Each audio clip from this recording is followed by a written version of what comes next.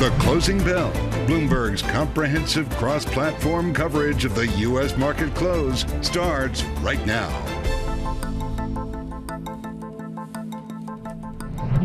And right now, we are 2 minutes away from the end of the trading day. Romaine Bostick here with Alix Steel, taking you to the closing bell. Our global simulcast starting with help from Scarlet Fu. Carol Massar and Tim Stenovec in the radio booth. They're back. As we welcome our audiences across all of our Bloomberg platforms. We did miss you, and I hear that both of you guys are a little under the weather. So if it's okay, Carol, I'll do all the talking for you. Is that all right? Oh, like it's anything different from before? It's a day that ends in Y. I'm just going to say we brought some of the green home to Wall Street. That's all we're going to say. Because we see pretty broad-based rally, guys.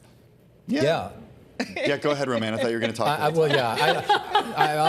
Carol, you set it up for me here. But we talk about those moves here, and the idea that you did get that rotation this week, a rotation that I think a lot of people have been pining for quite some time. I guess the big question is this going to be one of those situations where it all unravels when we come back on Monday? Yeah, but the data confuses me because you have consumer prices, of course, cooling. That's what we got earlier this week. But then today we got wholesale prices that rose more than anticipated. So how do you square that? Well, yeah, and we were talking earlier about how UMich came in lower, but then the inflation expectations also came in lower. So some of these things may not quite be adding up. But guys, I gotta say, it's really hard to sort of poo-poo the rally when the Russell 2000 is still having an incredible day. Like, it's off its highs, but still, it's up 1%. And an incredible week, too. Yeah, because what did you say, Carol? 6% for the week? 6% for the week overall. Yeah, so a big rotation yesterday out of the mega cap tech names and into those small caps. And we should point out on a weekly basis, it looks like it's the strongest outperformance we've seen from the small caps going back to April of 2020. Of course, a lot of that aided by the big drop that we had in yields, a big drop in the dollar as well on the day and on the week. As for the day, here are your numbers. A Dow Jones Industrial Average in the green, higher by 0.6%. An S&P 500 in the green, higher by 0.6%. A NASDAQ Composite also in the green, higher by 0.6%. Your outperformer on the day, trying to separate itself, is the Russell 2000, a 1% gain on the day. Mid caps and transports also higher as well. All right, so I'm just looking at the Russell 2000 since we're talking so much about small caps. Most names in the index today, over 1,400 to the upside. If we go to the big caps, Scarlet, same thing. It's pretty broad-based rally. You've got almost 400 names to the upside in the S&P 500. Yeah, absolutely. Very broad-based advance. Look at the 11 sectors. The only sector in the red right now is communications services, which admittedly is fairly big because you've got names like Facebook in there, or I should say Meta, but it's not one of the decliners. You've got Netflix and Paramount dragging that particular industry group lower. As for the big gainers, consumer discretionary, materials, and technology all up by at least 0.9%.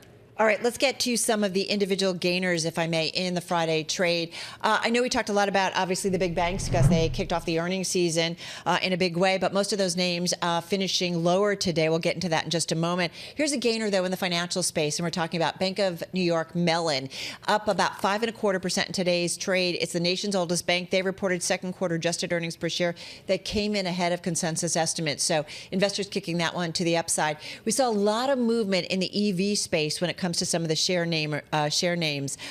Tesla, a gainer in today's trade, up about 3%.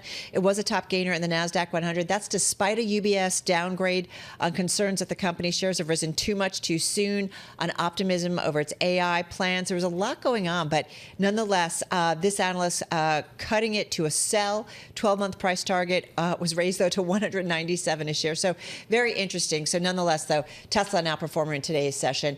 I mentioned the EV space. Here's another one that saw some move to the upside. EVgo shares jumping as much as 20% in today's session, finishing with a gain of just shy of 19%. Benchmark raising the price target on the $1.1 billion market cap operator of EV charging stations to $5 from $3 a share, talking about increased charging network utilization and a recent positive shift in market sentiment. And one more, because we like the nuts and bolts when it comes to what's going on in our economy, and a great read on that was Fastenal.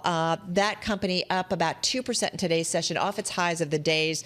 This company coming out and it posted inline profit and sales for the second quarter. So earnings season definitely underway here. Okay, this one's not on my list of decliners, but we do have a headline from Meta Platforms, which did finish the day down by 2.8% today in the after hours. Not moving much, but I'm talking about it because we have a headline that Meta has removed Trump account restrictions, this according to Axios. As a reminder, following what happened in January 6, 2021, Meta Platforms, in addition to other social media companies, Twitter at the time, put restrictions on, at the time, the president's account there. He is certainly the front runner. He's not the official nominee yet, but that is coming very soon. We'll continue to bring you updates on that story as we do get them. Let's get to some other movers, though. Other decliners. Carol did mention some financial institutions that did move higher. I got ones that moved lower on the day today. I do want to start with shares of Wells Fargo, which actually saw their biggest drop since last year's regional bank crisis. Second quarter results were hit by higher than expected costs. Shares today fell by just about 6%. Expenses for the quarter climbed 2% to $13.3 billion. It was higher than the 0.2% increase that analysts had expected. The vast majority of that increase coming from operating losses. Analysts also pointed out the firm's higher expense guidance for the year. Also, keep an eye on shares of what happened over at Citi. The company reported earnings earlier in the day. They did pair a rally that had taken it up 28% this year through Thursday. Shares finished the day down by 1.8%.